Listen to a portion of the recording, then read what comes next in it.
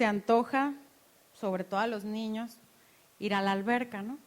El fin de semana pasada lo vimos que no se querían salir de la alberca. Y entonces, generalmente las albercas suelen ser algo muy padre, sobre todo para los niños.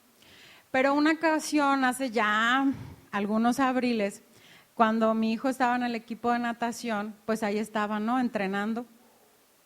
Y entonces de repente un corredero de maestros y por consiguiente un corredero de papás, porque los niños empezaron a sentir mal. Empezaron así como a desvanecerse y unos a volver el estómago y qué pasa, y qué pasa, y qué pasa. Entonces uno de los entrenadores descubrió que había un problema con el agua. Y es el mismo problema que vamos a estudiar hoy en la Biblia. Acompáñenme por favor a Apocalipsis capítulo 3. Casi todas las citas que voy a leer hoy son de la Reina Valera, 1960. Solo creo 2 citas van a ser de otra versión, pero casi todas van a ser de la Reina Valera de 1960. Entonces, en Apocalipsis 3, versículo 14, dice: y escribe al ángel de la iglesia en la Odisea: he aquí el amén, el testigo fiel y verdadero, el principio de la creación de Dios, dice esto: yo conozco tus obras, que ni eres frío ni caliente. Ojalá fueses frío o caliente, pero por cuanto eres tibio y no frío ni caliente, te vomitaré de mi boca, dice el Señor. Guácala, ¿no? Ok, ¿qué pasaba? El problema de la alberca donde estaban entrenando estos niños tenía el mismo problema que tenía la Odisea. La Odisea era una ciudad, era un pueblo muy próspero, muy opulente, muy pudiente. Tenía una ubicación geográfica privilegiada porque estaba en medio, así estratégicamente, de varias ciudades importantes en aquella época. Incluso una vez la ciudad se quemó. La ciudad se quemó y la gente tenía tal cantidad de recursos que no necesitó que el gobierno romano reconstruyera la ciudad. Ellos mismos pagaron la reconstrucción de la ciudad. Entonces, no eran cualquier cosa, tenían un cierto estatus, un cierto nivel económico que les daba fama. Otra cosa que también sucedía en la Odisea es que era muy reconocida por sus oftalmólogos que estaban en esa ciudad. Mucha gente que tenía algún padecimiento de los ojos acudía a la Odisea a recibir un tratamiento. Y entonces, esa ciudad pues tenía esa naturaleza. El asunto es que la iglesia que estaba asentada en esa ciudad era igual. Era próspera, era linda, era exitosa, era feliz, realizada, bendecida, pero Dios le está hablando aquí a la iglesia que dice que era tibia, no fría y no caliente, sino tibia. Y entonces, ¿a qué se refiere el Señor cuando les dice, eres tibio, en vez de ser frío o en vez de ser caliente? ¿A qué se refiere el Señor cuando está hablando de las temperaturas? Muy bien, la palabra frío es una palabra que en el original significa frío, fresco, pero lento y de mente inerte, que no ha desarrollado todavía un anhelo, una pasión por su Salvador, que está así como bajito, como una temperatura baja. Casi como nadando de muertito. Fíjense bien, Dios aquí le está hablando a su iglesia. Mucha gente cree que los fríos son las almas que todavía no han nacido de nuevo, que todavía no han reconocido a Jesús como su Señor y Salvador. Pero no, Dios dice aquí, yo le estoy hablando a las 7 iglesias. O sea, si Dios le está hablando a la iglesia, es a sus hijos, ¿sí o no? A su pueblo. Entonces, aquí estamos viendo que dentro de la iglesia puede haber gente que está fría. ¿Quién es la gente que está fría? Que está con una mente inerte, que no ha desarrollado el deseo de santidad. Son los bebés espirituales. Es la gente que acaba de nacer, que acaba de recibir a Jesús como su Señor y Salvador. Entonces está todavía frío. Es como cuando en la mañana, imagínense un 8 de enero, que estamos a una temperatura muy baja y tenemos que salir a la escuela o a trabajar, pues ni modo, tenemos que prender el carro. Entonces, ¿cómo está el carro? Frío. Entonces, qué lento, todavía está así como que tiene que empezar como a generar esa temperatura adecuada para que nosotros lo podamos echar a andar. Entonces, cuando dice aquí Dios, ojalá fueras frío, ojalá estuvieras como un recién nacido en Cristo. ¿Sí? ¿Por qué? Porque una persona que recién acaba de nacer, pues tiene potencial, ¿cierto? Dice, ha nacido de nuevo, tiene el potencial para desarrollar el propósito que Dios tiene para esa persona. Entonces, por eso Dios dice que aunque no ha sido renovado, aunque no ha desarrollado un deseo de santidad, tiene ese potencial. No lo busquen, pero en Mateo 10:42, Jesús, ¿se acuerdan que les dice, por cuanto a ustedes den un vaso de agua fría a estos niños, a estos pequeñitos, no se van a quedar sin recompensa? La palabra que se refiere ahí al agua fría es la misma que estamos hablando aquí en Apocalipsis. Entonces, con esto nosotros entendemos que cuando uno apenas nace de nuevo en Cristo, bueno, va dando esos pequeños pasitos. Antes no ofrecía un vaso de agua, ahora ya ofrece un vaso de agua. Antes no conocía la palabra, ahora ya de perdida se sabe Juan 3:16. ¿Sí? Va dando esos pequeños pasitos de fe, porque es frío, porque todavía no está listo para arrancar. ¿Sale? Y luego vemos que en la escritura también dice frío o caliente. Caliente es de una palabra en griego que significa estar en el punto de ebullición, hirviendo, ardiente, ferviente, fervoroso, entusiasta y con intenciones serias y sinceras. Eso es una persona que ha desarrollado la temperatura adecuada, que no es un bebé espiritual, sino que ha madurado en su relación con el Señor y ahora está ardiente, fervoroso. Y si ustedes quieren un ejemplo, a mí, en mi punto de vista muy particular, no hay mejor ejemplo que el apóstol Pablo. Él estaba que se quemaba por la palabra de Dios, estaba siempre intenso a toda la temperatura, hirviendo, hasta se me figura que así como las teteras de antes les temblaba la tapaderita aquí arriba en la cabeza. ¿Por qué? Por el evangelio. Por compartirle a las personas, por decirles, oye, Cristo te ama. A veces hervía tanto que hasta a lo mejor se le pasaba un poquito la mano, ¿verdad? Y casi que los quería regañar. Pero esa era una pasión que él tenía, una pasión que él tuvo por hablar y establecer la palabra de Dios. Por eso les dice a los Gálatas, ya dejen atrás su manera de vivir y vivan en la libertad que Cristo les ha dado. Estén firmes en esa libertad. Y a los corintios y a los romanos y para todos tenía Pablo un mensaje que Dios le daba. Entonces estaba caliente, estaba ferviente, fervoroso, entusiasta. Fíjense bien, él empezó frío.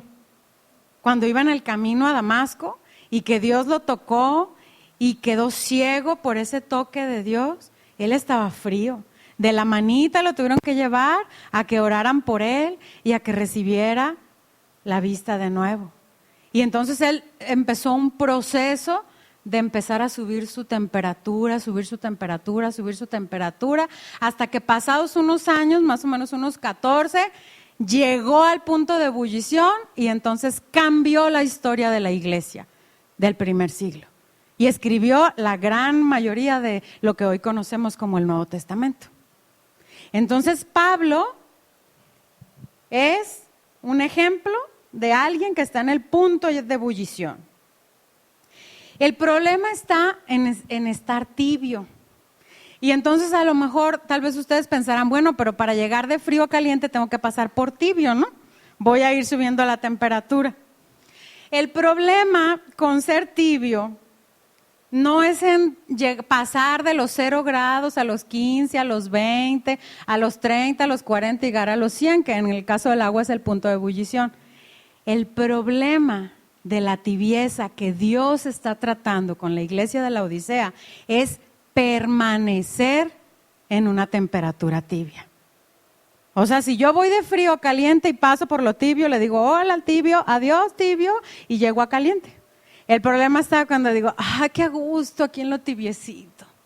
Aquí me quiero quedar en lo tibio. Ya no soy frío, ya pasé lo frío, fuchi los fríos.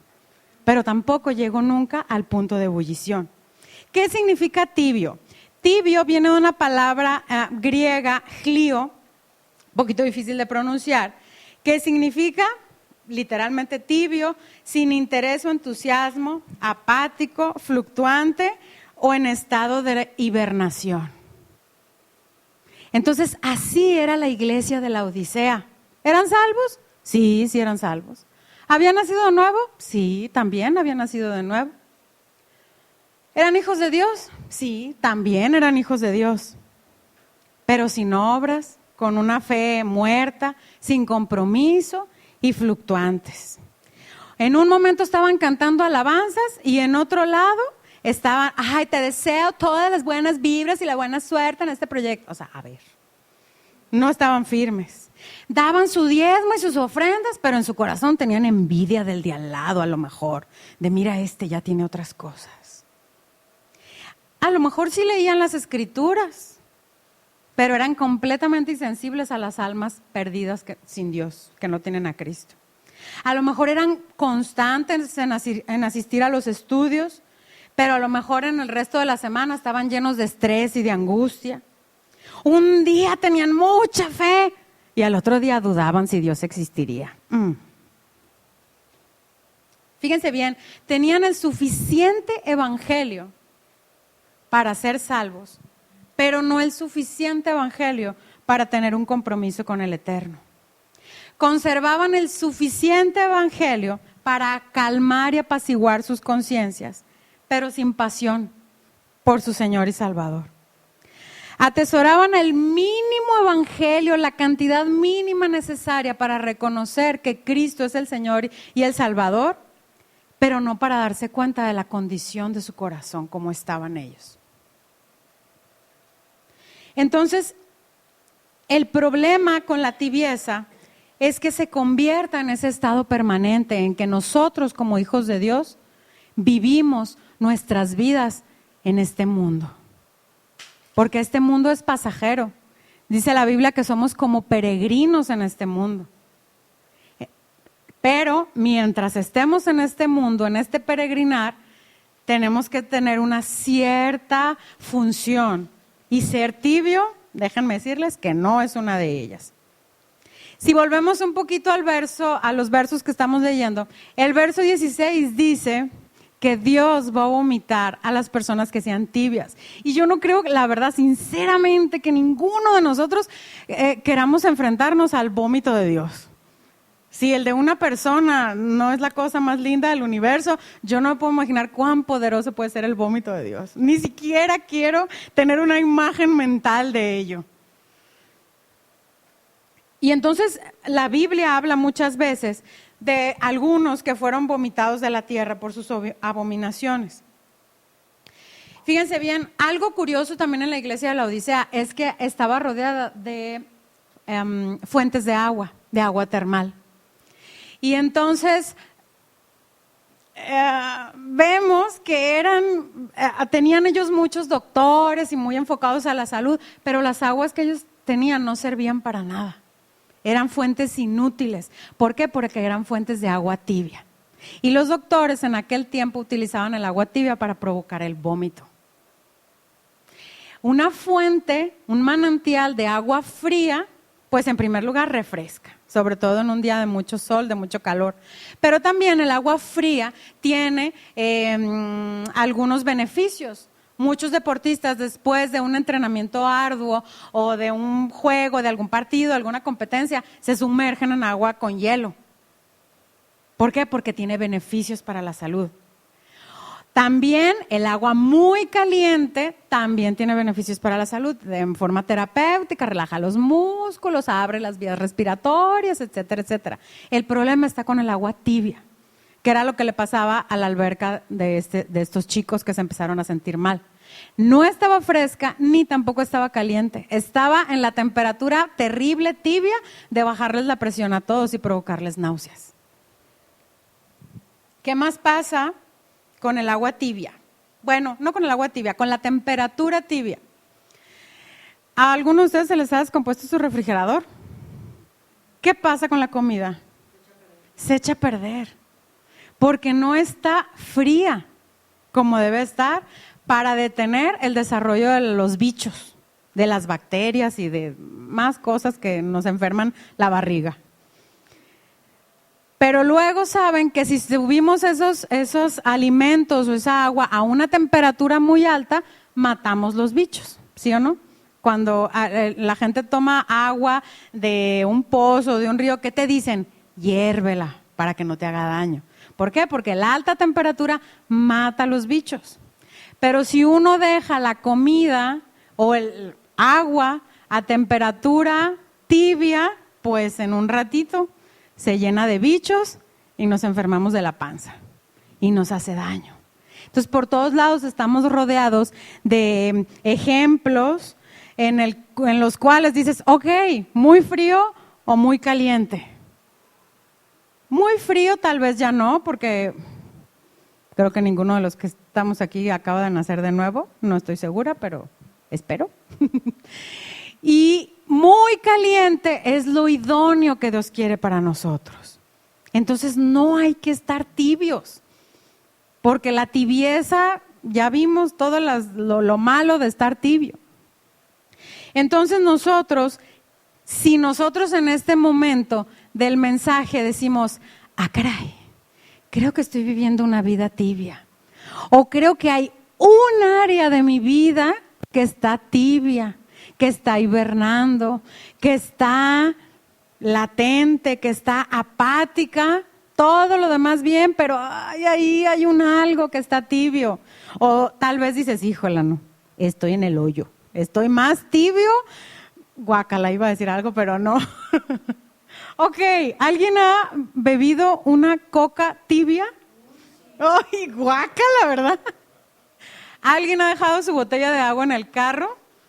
Tibia, no está fresca, no te quita la sed, pero tampoco te puedes hacer un té o un café, no está lo suficientemente caliente. Ok, entonces, ¿qué pasa si nosotros decimos, ok, en este momento me acaba de hablar el Espíritu Santo y me acabo de dar cuenta que hay un área en mi vida o toda mi vida está tibia? ¿Qué podemos hacer? La solución es bien fácil. Es arreglar el termostato de nuestra vida y usarlo, porque tal vez nunca lo hemos usado. Y ese termostato se llama vivir llenos del Espíritu Santo. Y entonces a lo mejor tú me dices, es como cuando busco en el diccionario, ¿qué es tersar? Pues es la acción y efecto de estar terso, o algo así. Algunos han buscado en el diccionario una palabra y que la definición dices, me dejan lo mismo. No me saca de la duda. La primera vez que a mí me dijeron, tú tienes que ser llena del Espíritu Santo, yo dije, ¿y eso con qué se come? ¿Eso de qué se trata? Entonces, bueno, la siguiente parte del mensaje, vamos a ver que Dios nos ha dado un termostato en nuestra vida que se llama Espíritu Santo y que nosotros podemos usar, debemos usar, para regular la temperatura que está en nuestra vida. Y para dejar de ser fríos y para en ningún momento ser tibios, sino estar al punto de ebullición que Dios quiere. Acompáñenme por favor a Juan 3, versículo 3, por favor. Juan 3:3. Y entonces aquí en la Biblia nosotros vemos que Jesús les está explicando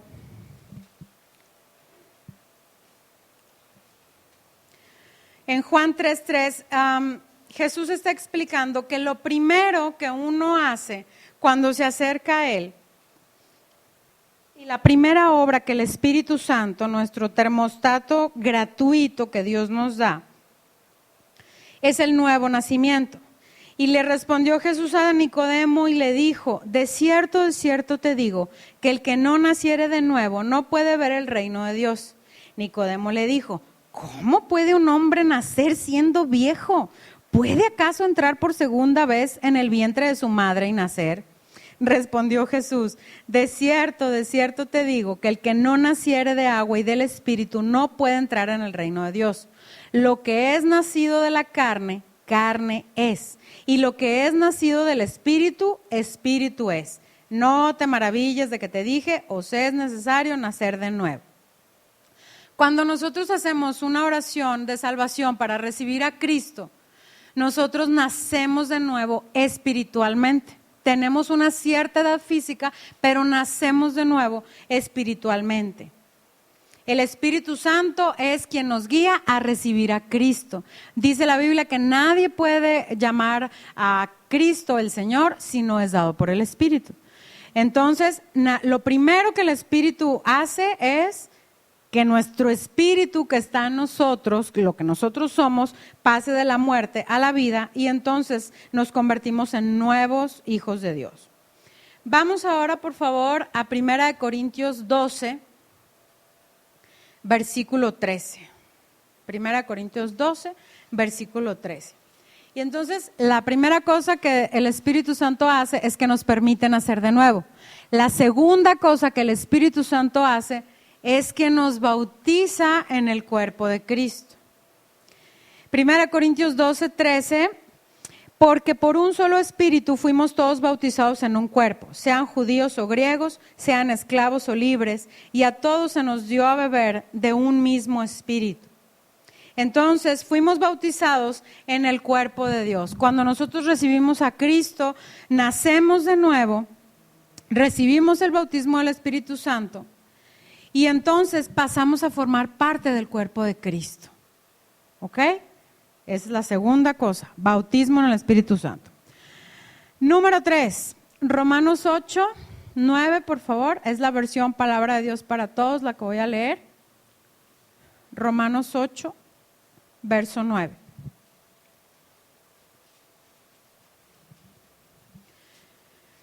Versículo 9. En ustedes no predomina la mentalidad humana, sino la del Espíritu, porque el Espíritu de Dios vive en ustedes.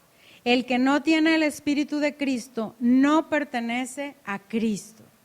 Entonces aquí vemos que el Espíritu Santo vive en nosotros. Esa es la tercera cosa que el Espíritu obra en nosotros al momento en que nosotros nacemos de nuevo. Él viene a morar con nosotros, Él viene a vivir con nosotros. En 1 Corintios 6, 19, allá adelantito en sus Biblias, dice, versículo 19, 1 Corintios 6, 19, ¿o ignoráis que vuestro cuerpo es el templo del Espíritu Santo, el cual está en vosotros, el cual tenéis de Dios y que no sois vuestros, porque habéis sido comprados por precio? Glorificad pues a Dios en vuestro cuerpo y en vuestro espíritu, los cuales son de Dios.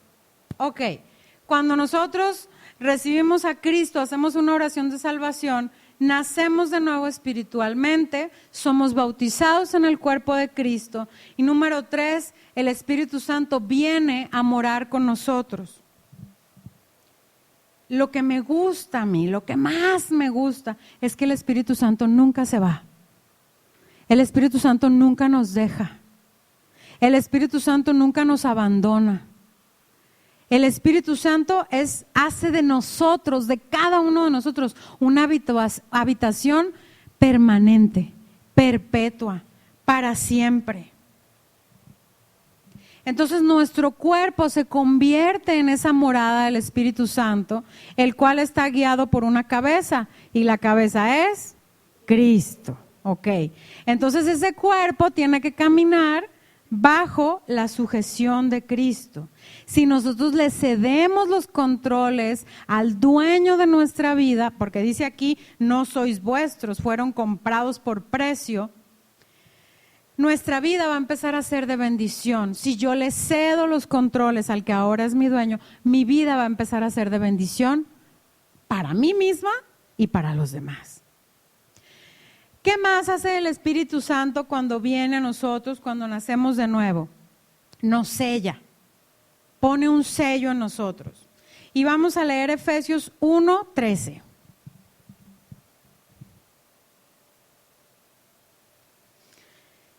Efesios 1:13, versión Reina Valera 1960. Dice, en él también vosotros, habiendo oído la palabra de verdad, el evangelio de vuestra salvación, y habiendo creído en él, fuisteis sellados con el Espíritu Santo de la promesa, que es las arras o garantía de nuestra herencia hasta la redención de la posesión adquirida para alabanza de su gloria. Cuando nosotros nacemos de nuevo, otra cosa que sucede es que Dios nos pone un sello. En 2 Corintios 1:22, voy a leer la Reina Valera contemporánea. 2 Corintios 1:22. Dice, y es Dios el que también nos ha marcado con su sello y el que como garantía ha puesto al Espíritu en nuestros corazones. Entonces vemos aquí también que Dios nos ha marcado con su sello. Entonces somos sellados. ¿Qué significa ese sello? Lo primero que significa, bueno, pues es que nuestra salvación es absoluta, segura y permanente. Y esto lo podemos entender de diversas maneras. El Espíritu Santo es un sello de garantía de que nunca nos va a dejar. Algunos de ustedes que han visto algún documento oficial han visto que los notarios públicos le ponen un sello, que ahora a lo mejor es como un holograma. Y entonces ese sello da fe de que es un documento fidedigno. Entonces, ese sello que como notario público Dios pone en nosotros, significa que Dios nunca nos va a dejar. Por otro lado, ustedes han visto, bueno, algunos sellos que son como una estampilla. Hace años, cuando se usaban las cartas escritas adentro de un sobre, les poníamos una estampilla, un sello postal, un timbre, le dicen aquí, no sé por qué. Pero ese sellito, esa estampilla, hacía que tu carta llegara al lugar al que la habías mandado, ¿cierto? De esa misma manera, el Espíritu de nosotros ha puesto ese sello en nosotros, de que nos garantiza que vamos a llegar al cielo, que vamos a llegar a su presencia, cuando este mundo y esta tierra pasen. ¿De qué otra manera el Espíritu Santo nos da garantía con su sello? ¿Han visto ustedes, saben lo que es un lacrado? Que es así una cerita que se sella y luego en la antigüedad con un anillo o ahora con un sellito de metal, aplastaban así esa cerita y entonces quedaba una forma y quería decir que el decreto del rey que era completamente irrevocable y que no se podía violentar, si era un documento oficial no se podía abrir, solamente la persona indicada. Entonces así ese sello, ese lacrado nos dice que hemos sido redimidos, que hemos sido comprados, que hemos sido salvados por el anillo del Rey de Reyes. Y finalmente, ¿de qué otra manera nos sella el Señor? La verdad es que nos sella como a vacas. ¿Han visto, no? Cómo sellan a las vacas, con un fierro caliente. Y dice, ¿para qué es esa marca? ¿Alguien sabe? Para identificarlas, para que se sepa a quién pertenece esa vaca. Entonces, cuando el Espíritu Santo pone ese sello en nosotros, nos está diciendo, tú perteneces a Dios, tú no perteneces al mundo, tú no perteneces a Satanás, tú perteneces a tu Padre Dios, eres de Él, y es ese sello. En Romanos 8:16, nosotros podemos leer que las Escrituras nos dicen que el Espíritu Santo está ahí con nosotros siempre para cumplir algunas funciones. Y en el versículo 16 de Romanos 8 dice, el Espíritu mismo da testimonio a nuestro espíritu de que somos hijos de Dios. El Espíritu Santo habla a nuestro espíritu y nos recuerda a nuestro corazón, no se te olvide, eres hijo o eres hija del Rey. Has sido comprado por precio de sangre, has sido redimido, has sido encontrado valioso a los ojos de Jesús y has sido digno de ser salvado, has sido digno de ser rescatado. Jesús encontró que eras lo suficientemente valioso para dar su vida por ti. Que no se te olvide. El Espíritu Santo dice, da testimonio a nuestro espíritu de que somos hijos de Dios. El Espíritu Santo habla a tu espíritu y te dice, el diablo ya no tiene autoridad sobre ti, porque eres hijo del Rey. El diablo ya no tiene nada que ver contigo. Tu naturaleza va a empezar a ser transformada. Eres digno. Dios te ama. El Eterno es tu Padre y siempre va a ser tu Padre. Nunca va a dejar de ser tu Padre, aunque la riegues. Entonces, eso es lo que el Espíritu Santo hace en nuestras vidas. Y esas 4 cosas suceden al momento de nuestra salvación. Pero hay una quinta cosa que el Espíritu Santo hace en nosotros, pero no solo en el momento de nuestra salvación, sino de manera continua. Y lo vamos a ver en Hechos 4:31, que es ser llenados, que es lo que nosotros necesitamos para dejar de ser tibios o para subir la temperatura en esas áreas de nuestra vida que están como la coca tibia, guácala. En Hechos 4:31 dice, cuando hubieron orado, el lugar en que estaban congregados tembló, y todos fueron llenos del Espíritu Santo y hablaban con denuedo la palabra de Dios. Es decir, que la gente mientras estaba orando fue llena del Espíritu Santo. Nos vamos a ir rápidamente a Efesios 5:18. Ahí un poquito más adelante. En Hechos vimos que la gente fue llena del Espíritu Santo y entonces eso les permitía hablar con denuedo la palabra de Dios.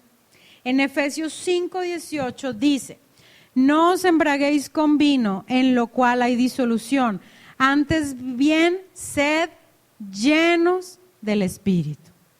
Y entonces, esta quinta cosa que el Espíritu Santo hace en nuestra vida es algo que necesitamos todos los días de nuestra peregrinación en esta tierra, ser llenos del Espíritu Santo. Esa llenura del Espíritu Santo es ajustar ese termostato para estar a la temperatura que Dios tiene planeada para nosotros. La palabra lleno quiere decir atiborrar, completar, cumplir, influenciar, persuadir, satisfacer, terminar y verificar.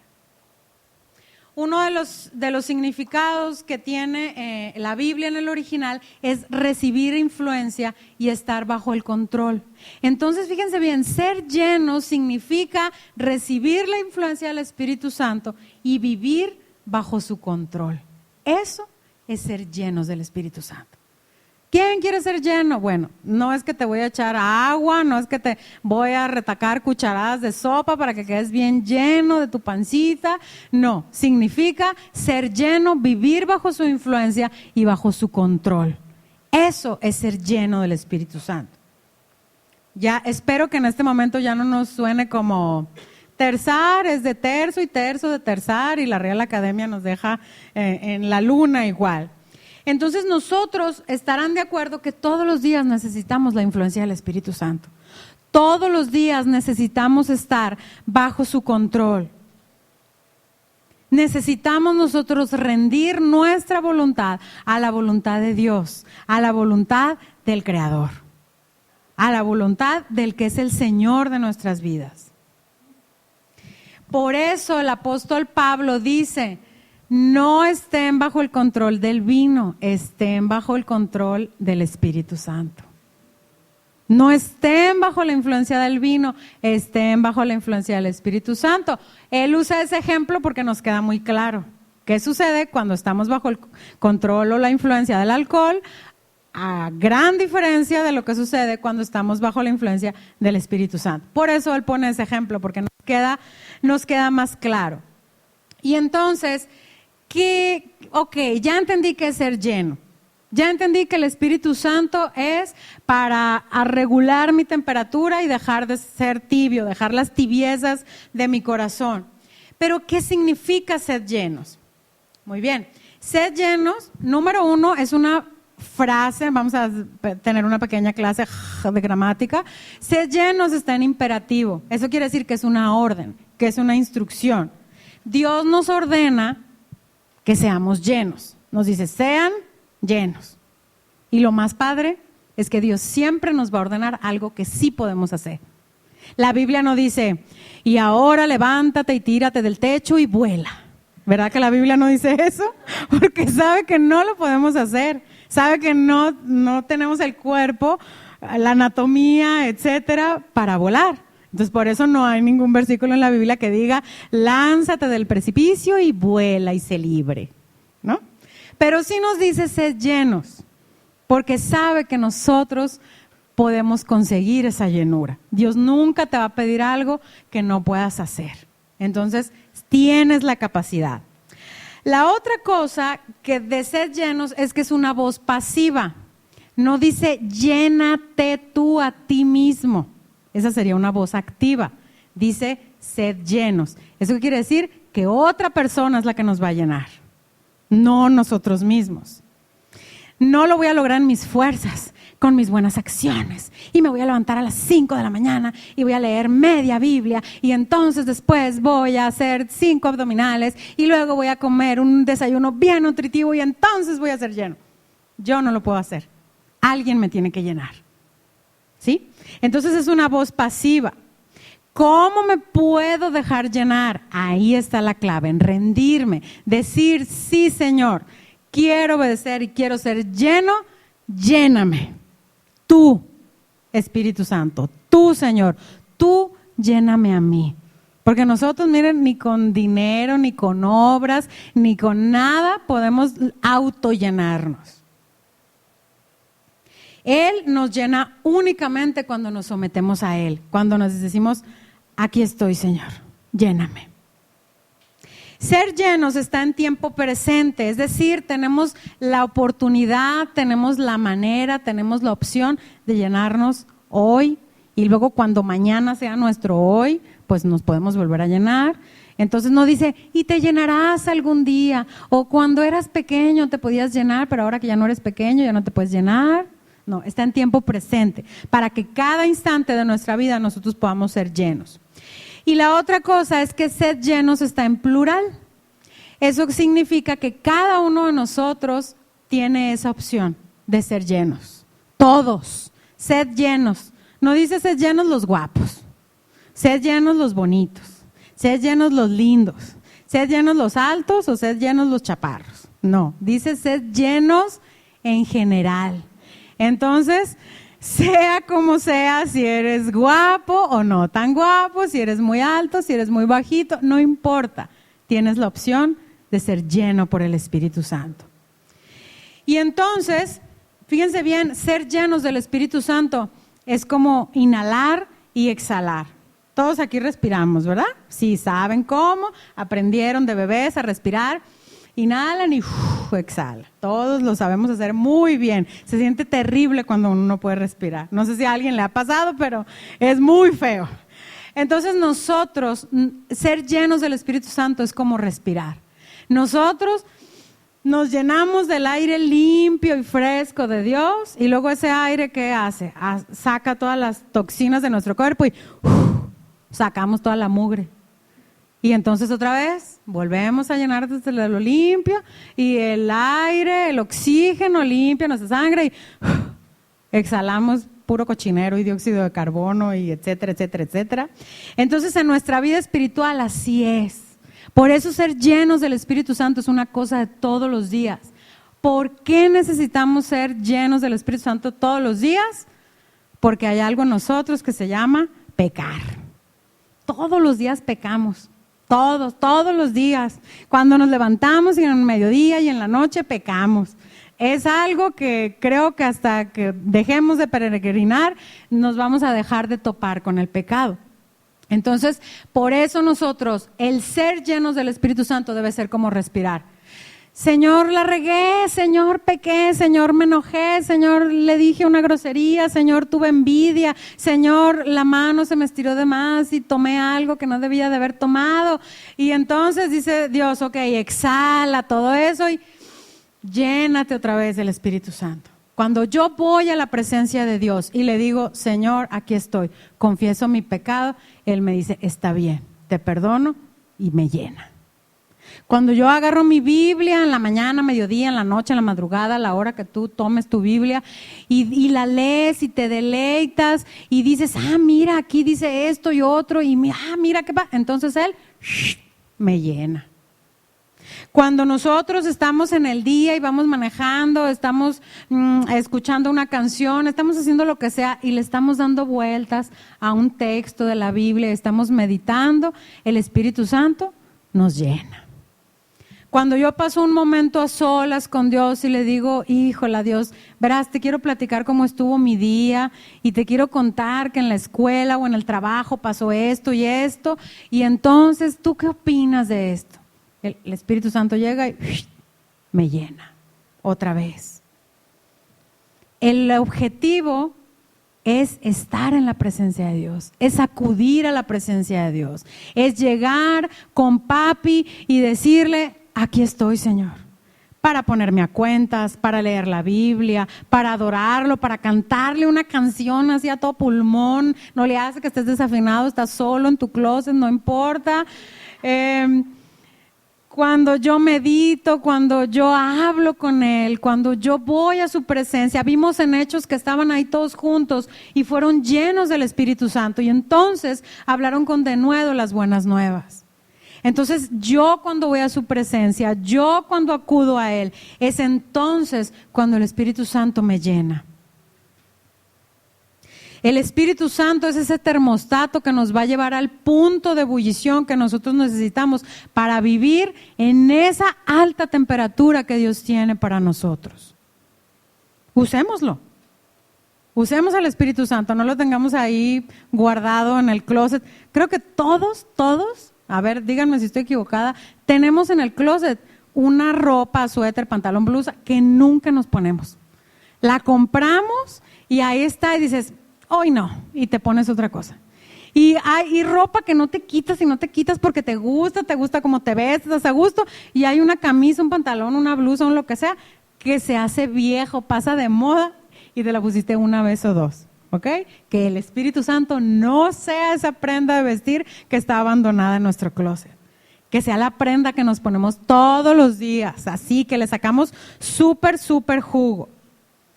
Dios nos ha dado un tesoro muy valioso, nos ha dado una oportunidad de vivir una vida fervorosa, una vida hirviendo, una vida al punto de ebullición, una vida que está candente. Dios nos ha equipado para que demos mucho fruto. Por eso Dios no quiere que seamos tibios. Les voy a decir por qué. Porque tibio es muy poca cosa para un hijo de Dios. Tibio es un estándar muy bajito. Ustedes seguramente alguna vez han visto en la televisión a la selección de fútbol soccer de México que está jugando contra, no sé, soy muy mala para el soccer, como contra Chile, como contra Uganda, como contra unos que X, y entonces México, gana. ¿Y qué dice la gente?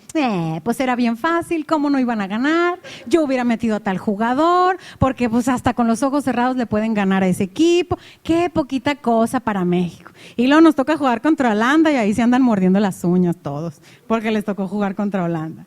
Entonces, para nosotros los hijos de Dios, la temperatura tibia es como para la selección mexicana jugar contra esos que me dijeron bien sotaneros. Es muy poco para nosotros. Dios nos ha puesto un plan de vida de que seamos al punto de ebullición. Y acabamos de ver que Dios no nos pide nada que no podamos hacer. Dios no nos va a pedir, sé caliente, está a 100 grados, hierve, si no lo pudiéramos hacer. ¿Y por qué sabe que lo podemos hacer? Pues porque nos dio el Espíritu Santo en nosotros. Dios nos ha dado esa capacidad. Nosotros no fuimos salvados para ser tibios, sino para estar hirviendo. Fuimos creados para mostrar ese celo intenso, esa pasión por el Señor. ¿Cuántos de aquí consideran que tienen una buena vida? Dices, pues tengo una buena vida, soy trabajador, soy una persona de bien, soy un buen cristiano, soy un buen ciudadano, pago mis impuestos, no me paso los altos, no golpeo a la gente que me hace enojar, más bien la bendigo, tengo una linda casa, una linda familia, una linda escuela, una linda vida. ¿Sí o no? ¿Ok? ¿Sí o no? O se van a quejar de lo que Dios les ha dado. A ver, no me asusten porque entonces vamos a cambiar el mensaje. Todos decimos, bueno, pues como decía un amiguito, lo bueno es que tenemos salud, ¿verdad? No pido nada más. Con eso me doy. Ay, salud, ay, salud. Ok, eso es ser tibio. Vivir una vida linda es vivir tibio. Nos estamos conformando con muy poco. Nos estamos quedando así en parvulitos. Ser una buena persona es ser tibio. Ser una persona de bien es peor que la coca que dejaste en el carro. ¿Pero por qué? Me van a decir, porque somos hijos de Dios. Si no fuéramos hijos de Dios, ser una buena persona está excelente. Pero como somos hijos de Dios, entonces somos ahora hijos del Rey. ¿Alguno de ustedes leyó El Señor de los Anillos o vio la película El Señor de los Anillos o sabe de qué se trata El Señor de los Anillos? Bueno, entre muchas otras cosas hay un personaje que es el heredero del trono de los humanos, porque hay humanos y hay elfos y hay enanos y hay hobbits y hay de todo. Pero hay un personaje que es el heredero que tiene que ser el nuevo rey de los humanos, pero anda en todo menos en lo que debe. Anda por allá vestido de caballerango y así todo desmechado y sudado y enterregado y le dicen, es que tú vas a ser, no, se hace loco y no quiere y como puede ser, se lo pueden imaginar en el último capítulo casi o en la última película, pues entonces ya él agarra la onda y entonces pues ya lo coronan y él cumple con su función. Así nosotros. No podemos decir, ay Dios, espírate, estoy tan a gusto viviendo y disfrutando la vida tibia que este mundo me permite. La canción dice la vida loca, pero la Biblia dice la vida tibia. Estoy bien a gusto, estoy súper a gusto. ¿Cuántos de ustedes han estado en un jacuzzi? Y el agua está tibiecita, rica, a gusto. ¿Pero qué hacemos en el jacuzzi? Nada. Te duermes. Entonces Dios no quiere que estemos, ay, la burbujita, lo tibio, qué gusto. No. Dios dice, yo te hice, yo te salvé, yo di mi vida por ti en la cruz para que estés al punto de ebullición, no para que estés tibiecito. Porque te acomodas y estás a gusto. Y entonces, no sé si a ustedes les ha pasado, pero a mí me ha pasado que digo, ay Dios mío, te hablo y yo nomás no te oigo. Y no quiero que me respondas y quiero que me digas una indicación de qué hacer. Y ni los grillos se oyen. No sé si a ustedes les ha pasado, pero a mí me ha pasado. Y es ahí cuando yo me doy cuenta que estoy en el jacuzzi tibio. Cuando uno está en el jacuzzi tibio, a gusto, oyes las burbujas, no oyes la voz de Dios.